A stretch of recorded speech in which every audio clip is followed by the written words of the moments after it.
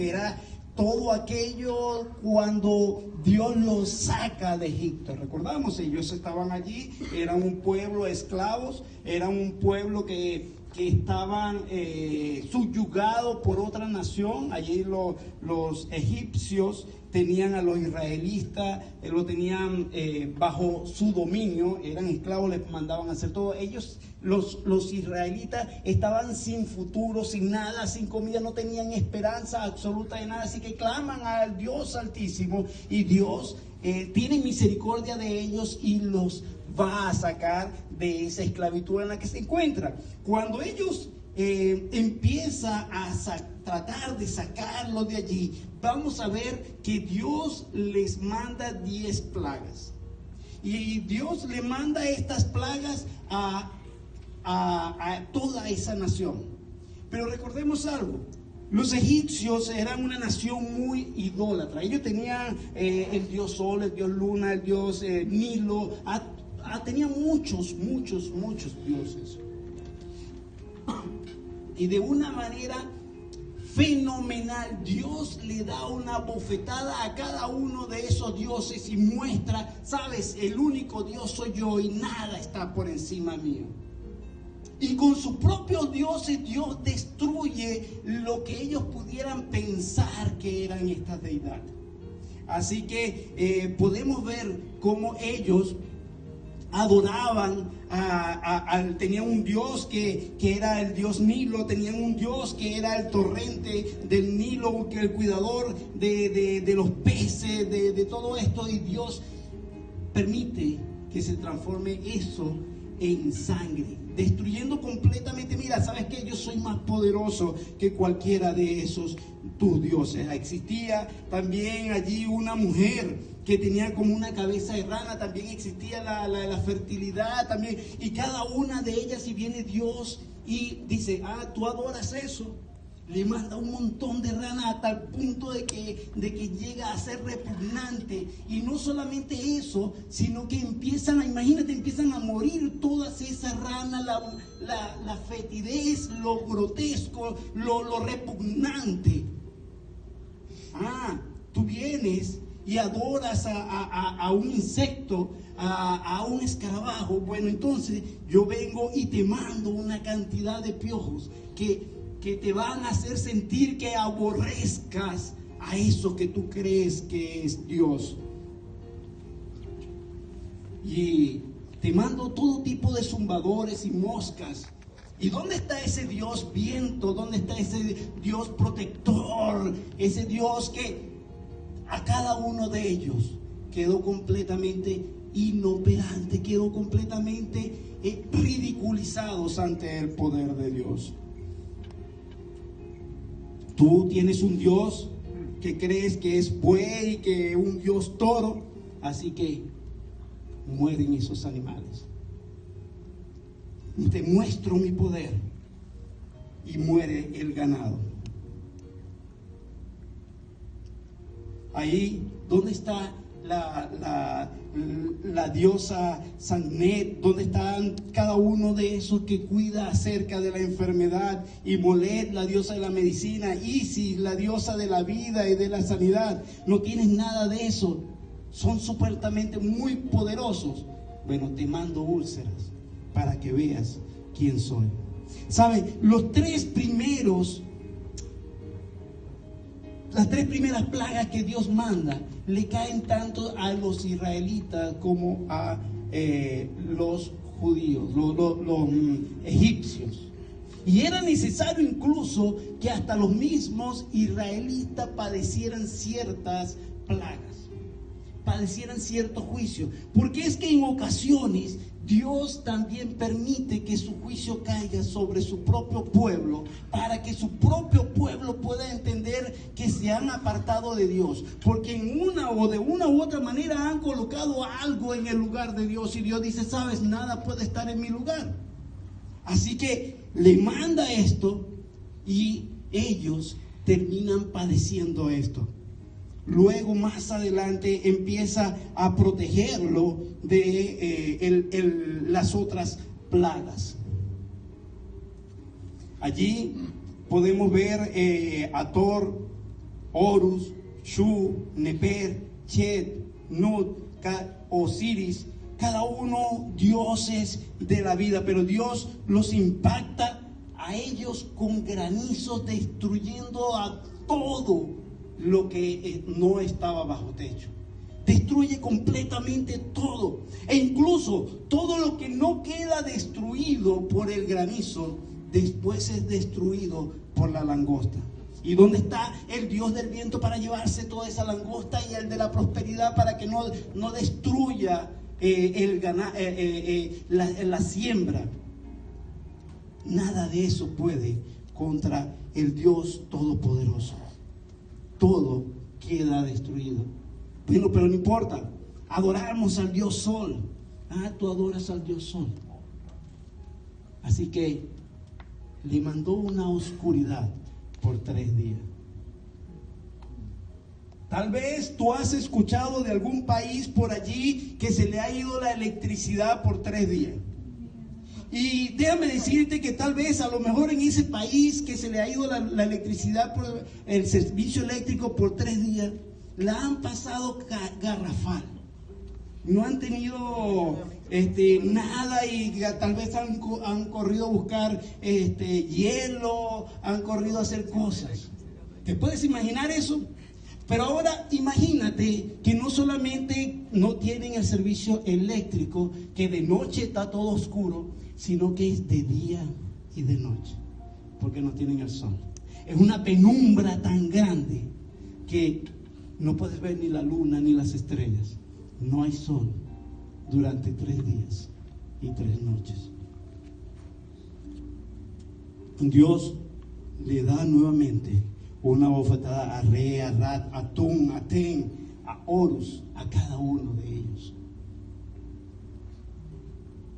Luego, Dios, de una u otra manera, dice: sabes, si tú pones incluso a tu primogénito por encima mío, te lo quito, porque no hay nada que pueda estar por encima de Dios, por encima de mí. Llegaba un momento en la cultura que hasta el primogénito era considerado como algo tan sagrado, tan grande, que Dios no tolera eso. Y Dios quita a todo aquello. El salmista nos dice en medio de todo esto que el que abriga el que habita al abrigo del Altísimo va a estar en ese lugar seguro, va a morar bajo sus alas de una manera completamente segura. Y allí podemos ver todo lo que le pasó a estos israelitas y todo lo que estaba ocurriendo. Y la fetidez, puedes imaginar toda la mortandad que había en toda la nación, y lo mal y la podredumbre de tantas cosas que habían muerto y padecido. Y la desesperación era muy grande, y empieza a llegar la mortandad. Y Dios le da una orden y le dice: ¿sabes? Vas a agarrar un cordero, lo vas a matar, vas a sacar la sangre y vas a poner allí en los dinteles de la puerta, para que puedas estar seguro y puedas habitar en ese lugar. La muerte de repente va a pasar, pero a ti no te va a tocar, tú vas a estar seguro. Y nos dice hoy en día que nosotros también podemos estar seguros en un lugar. Y ese cordero que fue puesto allí en el dintel, ahora lo conocemos como Cristo Jesús. Ese es el que ahora nosotros podemos habitar. Ustedes cantaban hace rato que no había lugar más grande, un lugar que estará a los pies de Él. Que estará a los pies de Él. No hay un lugar más grande, más alto, más sublime que estar allí. Y Él dice: el que habita al abrigo del Altísimo, Él dice Altísimo, Elohim, utiliza este nombre para Dios. ¿Sabes? Lo más alto. No hay nada más alto que Él. No puedes poner algo por encima de Él, porque Él es el supremo. Él es lo que está allá arriba. Y Él no lo tolera, no acepta. No hay nada por encima de Él. Todo es Él. morará bajo la sombra del Omnipotente. Ese Shaddai, el gran Shaddai, el que mora allí, el que está allí bajo el abrigo del Altísimo. Mira, es un lugar, es estar allí en el lugar de Él, es estar allí al abrigo del Altísimo, es estar en Dios, es estar en Dios, es un lugar, no es solamente algo allí donde yo voy a una estatua y le pido, no, es un lugar, es morar en Dios, es vivir con Dios, es estar allí. Y no solamente es maravilloso por todo su poder. Mira, esto también es ese lugar secreto donde podemos ir cuando todo pareciera que se nos derrumba. Allí podemos ir a ese lugar secreto, ese lugar donde podemos estar, ese lugar cerrado, escondido, ese lugar oculto donde nadie nos puede encontrar, donde podemos estar completamente seguros, donde podemos sentirnos bien. Allí el abrigo, cuando utiliza el abrigo, utiliza la palabra seter, que significa un lugar secreto, un lugar especial. Un lugar de protección, de cobertura. Un lugar donde te puedes sentir escondido de cualquier peligro o perturbación o cualquier cosa que te pueda hacer daño. Es un lugar secreto donde puedes encontrar refugio en el momento en que tú lo necesites. Es un lugar íntimo. Es un lugar especial. Es un lugar, este lugar secreto nos esconde del mal. Es un lugar donde puedes estar allí con Dios, donde vamos a ver, donde vemos a Dios y tenemos comunión con Él. ¿Sabes? Este lugar íntimo lo aprendió Moisés cuando estaba allí en la montaña. Y de una manera tan asombrosa y tal vez presuntuosa viene Moisés y le dice, ¿sabes? Te ruego que me muestres tu gloria. Y Dios viene y lo esconde allí en el peñasco y dice, vas a estar aquí y cuando pase, después que pase podrás ver mis espaldas. Ese lugar íntimo, allí donde puedes encontrar la presencia, la gloria y el poder de Dios. Donde puedes encontrar la gloria. ¿Puedes imaginarlo? Estar allí no solamente es un lugar secreto, no es solamente es un lugar donde puedes tener abrigo, donde puedes estar seguro, sino incluso palpar toda la gloria del Dios eterno. Qué maravilloso, ¿no? Es un lugar especial. Es un lugar de intercesión. ¿Sabes? El mismo Moisés, después que estuvo allí en el monte, cuando desciende, habían pasado 40 días. Y el pueblo, ¿qué hizo? Crearon un becerro de oro. Y ya Dios había destruido al ganado, ¿no? ¿Recuerdan? Mostrando que Él era por encima de eso. Y vinieron y construyeron un becerro de oro para adorarle. Pues, lo que pasa es que tardaste mucho. Y bueno, no teníamos a Dios, hicimos uno, pues, para adorarle. Y hubo una muerte allí bastante grande. ¿Y qué hizo David? David empezó a interceder por el pueblo, porque Dios quería acabar con todos. ¿Cómo es posible? Te mostré que yo soy el Dios eterno y sales corriendo otra vez a hacerte un Dios.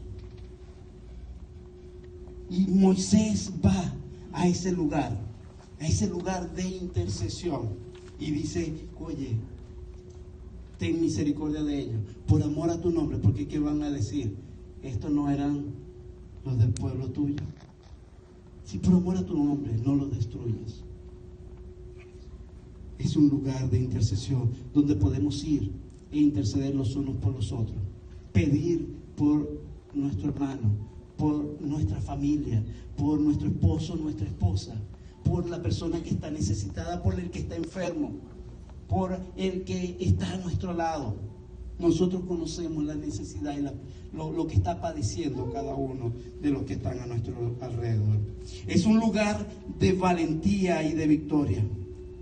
Es un lugar donde podemos encontrar esa valentía. Mira, David, él era un pastorcito y se la pasaba allí con sus ovejas y caminaba, y tal vez estaba allí en esos prados, y a lo mejor le llegaba muchas veces en la noche, y lo único que lo acompañaban eran sus ovejas y su arpa, y en ese se encontraba con un techo de estrellas, y allí adoraba a Dios y cantaba así. Tal vez allí en su corazón salían salmos, y buscando agua de reposo encontraba allí para sus ovejas, y pastoreándolas enseñaba y aprendía de la naturaleza, y encontraba ese lugar secreto con Dios, esa intimidad con Él. Pero cuando llegó un momento determinado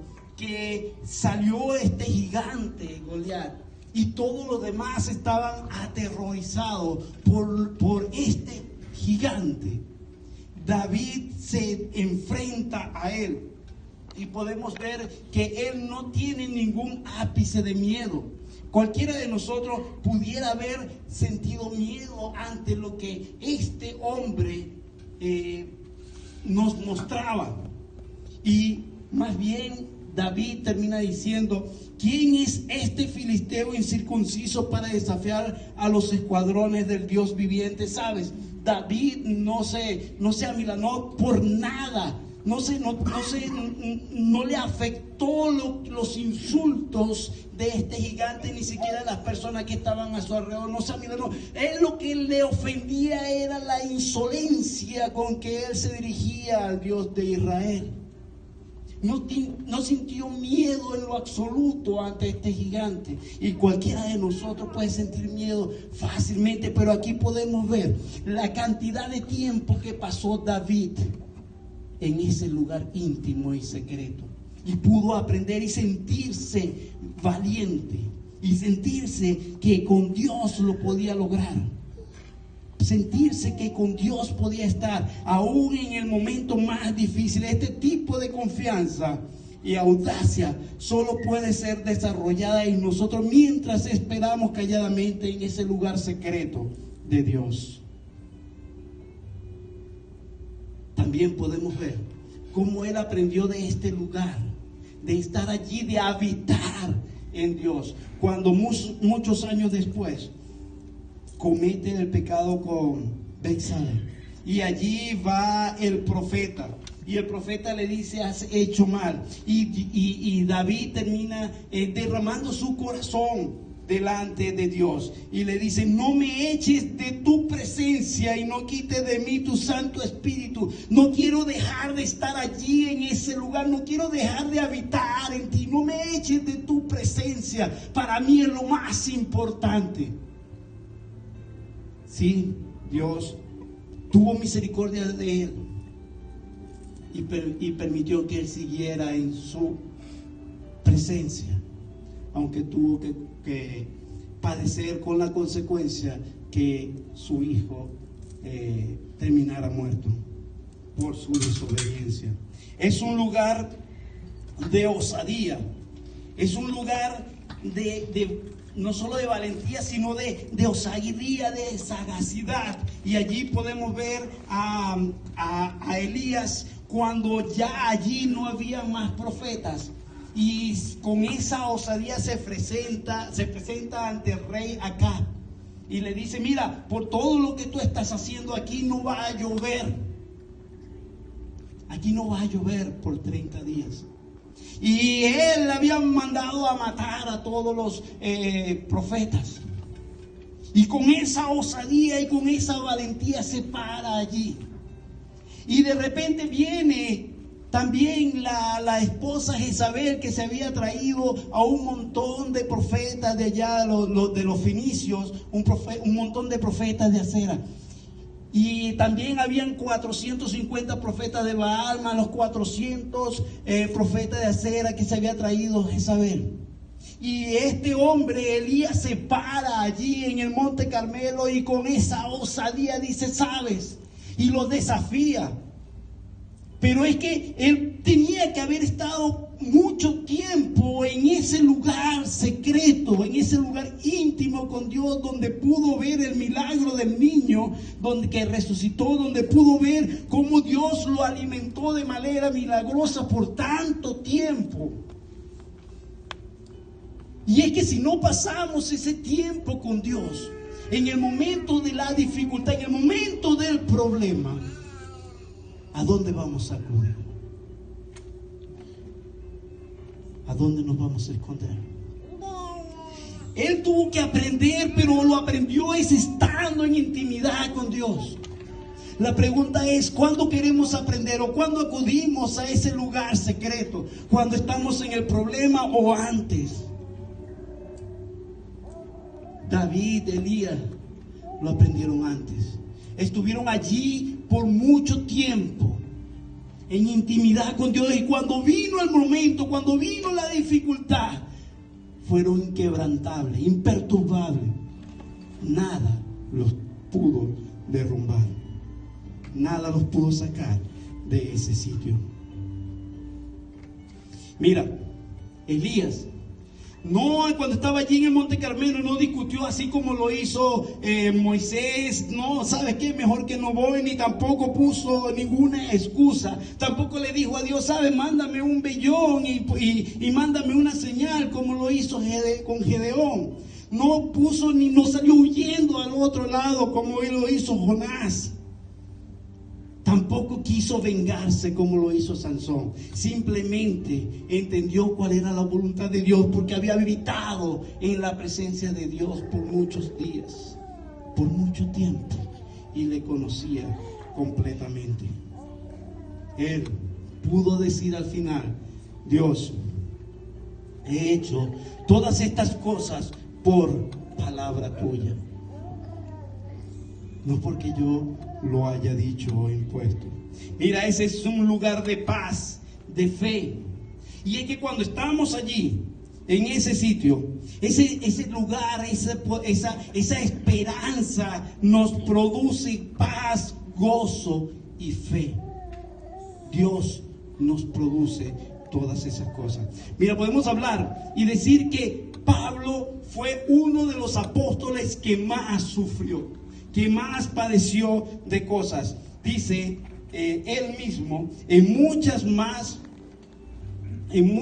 trabajos, en muchos más cárceles, en azotes un sinnúmero de veces, a menudo en peligro de muerte. 5 veces he recibido de los judíos 39 azotes. 3 veces he sido golpeado con vara. 1 vez fui apedreado. 3 veces naufragué y he pasado una noche y un día en lo profundo, con frecuencia en viajes, en peligros de río, peligros de salteadores, peligro de mis compatriotas, peligro de los gentiles, peligro en la ciudad, peligro en el desierto, peligros en el mar, peligro entre los falsos hermanos, en trabajos, en fatigas, en muchas noches de desvelo, en hambre y en sed, a menudo sin comida, en frío y desnudez.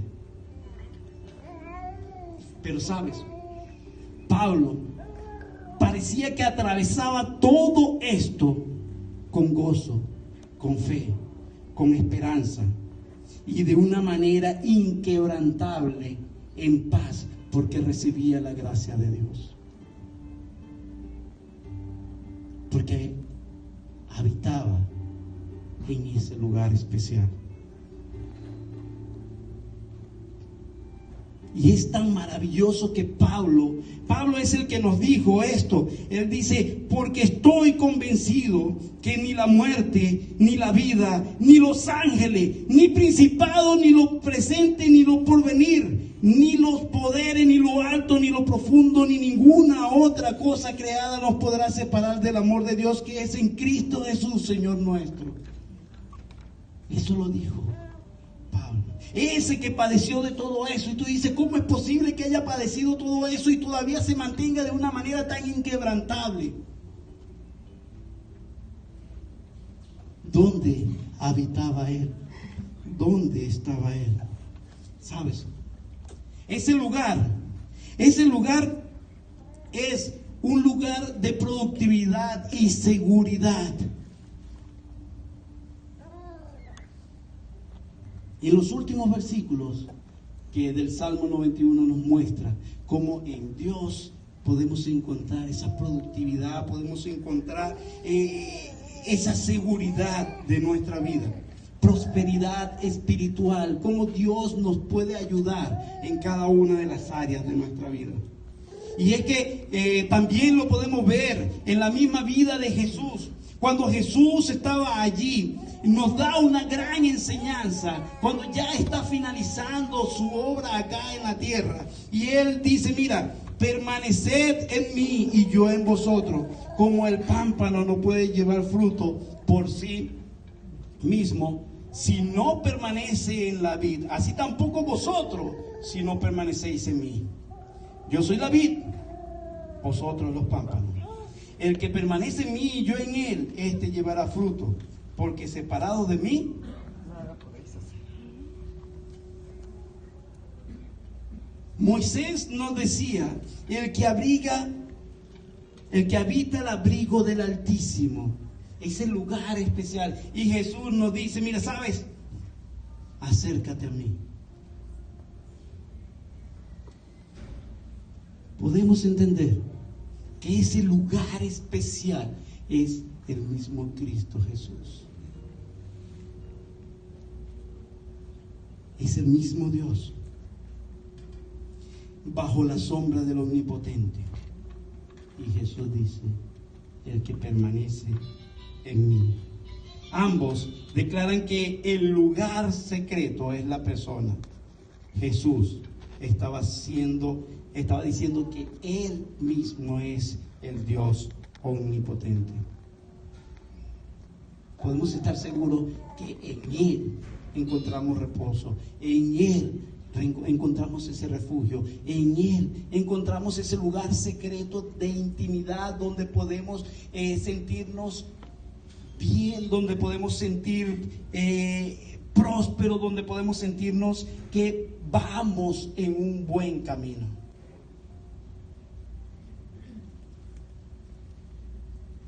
¿Sabe? Cuando Adán pecó y Dios estaba allí y Dios le preguntó, ¿dónde estás? ¿Dónde estás? Fíjate tú que no le preguntó, ¿cómo estás? Sino, ¿dónde estás? Dios también nos pregunta ahora, ¿dónde estás? ¿Dónde estás habitando? ¿Cuál es tu lugar? ¿Dónde estás? ¿Buscas a Dios? ¿Entras y sales? ¿Una petición y sales? ¿O habitas en su presencia todos los días de tu vida? ¿Es una entrada furtiva una y otra vez o estás habitando allí? ¿Estás allí con Él? ¿Estás en su presencia? ¿Dónde estás?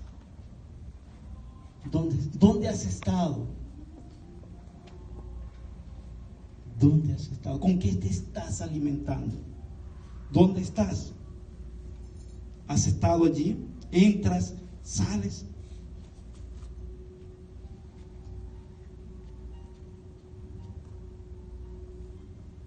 Tenemos que entender que ese lugar especial, ese lugar de Dios, cuando estamos allí, vamos a tener protección y nada podrá tocarnos. No importa cómo te sientas, no importa lo que pueda venir, déjame decirte que nada te tocará, absolutamente nada. ¿Sabe? Estando allí podemos entender como dice Dios, que nos dice: estad quietos y sabed que yo soy Dios. Cuando estás allí, no entres en perturbación, sino que cálmate y observa lo que Dios va a hacer. ¿Cómo vamos a hacer?